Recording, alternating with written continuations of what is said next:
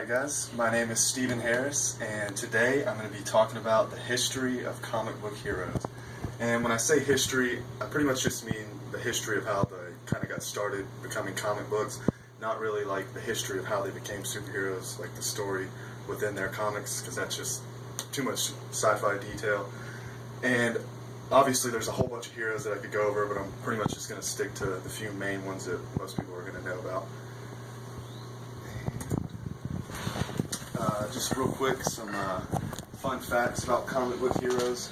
The largest collection of comic books is actually held by the Library of Congress. They have over 100,000 copies. And at one point, Superman didn't actually fly. He leapt over tall bounds, like everyone's heard in his introduction. And so instead of flying, he would actually jump over every building, and they actually ended up changing that because the animators were getting too tired of having to show him jumping over each individual building. So the animators actually asked if he could just get the superpower to be able to fly. And Wolverine, the character from X-Men, he was really close to being named the Badger.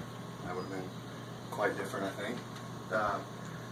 Iron Man came about from a challenge from Stan Lee. He challenged his guys to create a character that was a wealthy capitalist war profiteer, because he thought that no one would like that. That would never work as a superhero character, so he just kind of dared his guys to see if they could make something like that happen. And Iron Man also used to have roller skates that would pop out of the bottom of his feet, and he would roll around like that. And that's changed because it's not exactly cool anymore to roller skate, I guess. And Elvis Presley actually was such a fan of Captain Marvel. It was an old comic book. He's actually been changed names, but they say that they think he stole his haircut from Captain Marvel's hairdo that he used in the comics. Creating a superhero, this is just going to kind of be how superheroes got into comic books, how they found out that there was a want for superheroes. The first one were pulp heroes, and they would just kind of go to exotic lands and just have adventures and stuff. And the first ones, some of them were John Carter and the Shadow. And the Shadow is actually still running, and he's kind of been morphed into more of a superhero now. He started out just in black, and he carried a gun, and he was kind of like a detective, and now he has like superpowers. He can turn invisible, and he's still, kind of same basis for story, but he actually has powers now. And Popeye was another one that was a real big inspiration for heroes, because he didn't have any powers, but when he ate his spinach, obviously he gained some super strength, so that was one thing for pre-superheroes. And then these are just kind of some pictures of various old comics. This is the comics actually, before, if they knew they were going to be popular or not, they would put them in a base comic book that had a bunch of different stories in it, and if it did well, sometimes they would move on to get their own comic. And that's John Carter of Mars, some old ones. That's the Shadow. That's kind of what he looked like then. And then the Phantom. This is the first costumed superhero. This is when they first put a costume on a guy, called it a hero. And it's still alive today, and the same writer still works on the Phantom series. And he didn't have any superpowers or anything, and he didn't do anything that technically a normal person couldn't do, but he was real brave, and some death-defying stunts he would put on in his costume. And that kind of paved the way for a bunch of superheroes after him. And then Superman, in 1938, Action Comics #1 came out, and this was the one that first featured Superman. He was on the cover in his blue and red suit, carrying a car above his head, and it did really well. Like I said, it started out in Action Comics 1, and about a year later, he got his own Superman comic. He was the first superhero to get his actual own comic book. And when they were first trying to pitch Superman, it took a few years for it to bite, and the guy that created the artwork for it actually ended up ripping up one of his artworks and saying if he had a chance, he'd recreate the hero in the proper way. And now Superman is like one of the top 10 most memorable faces in the world. So obviously he did it right. And then we got Batman. This is a personal favorite. He made his appearance in Detective Comics #27 in 1939, and it was created by Bob Kane, and it's always remained in print.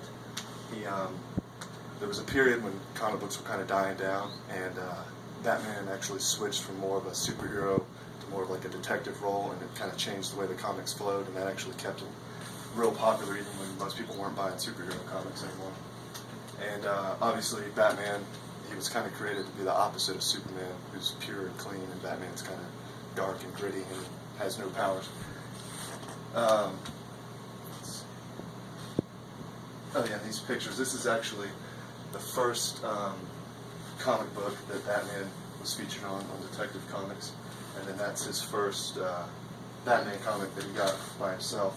And Batman was also the first person to get a sidekick, which is Robin, and it was so popular that many people just started throwing everyone in there with a sidekick. And then we have Wonder Woman. She first appeared in All-Star Comics number 8, and she actually started out as the League of Justice Society's secretary, believe it or not. And then she soon got into a battle with Superman and Batman, and they found out that she didn't need to be the secretary anymore.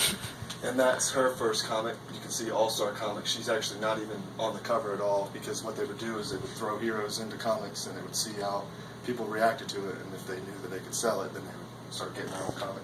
That's another one that she was featured in, and then that's just kind of a comic what Wonder Woman would look like today. And then we have Captain America. Captain America first appeared in 1941. He was actually a copy of another superhero called the Shield, who looks almost identical to Captain America. They even had to change Captain America's shield because it was in the same shape as the character that they copied.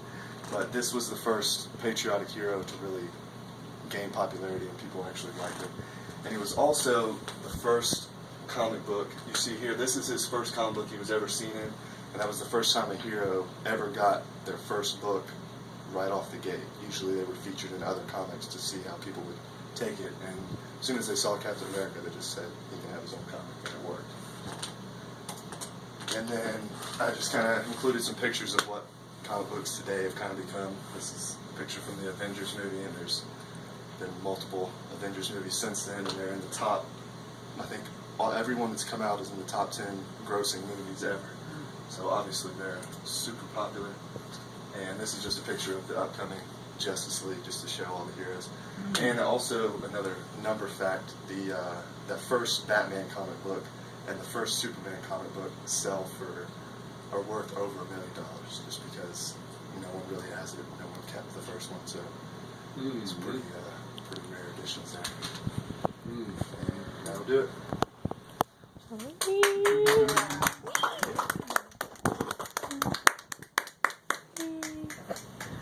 That was good.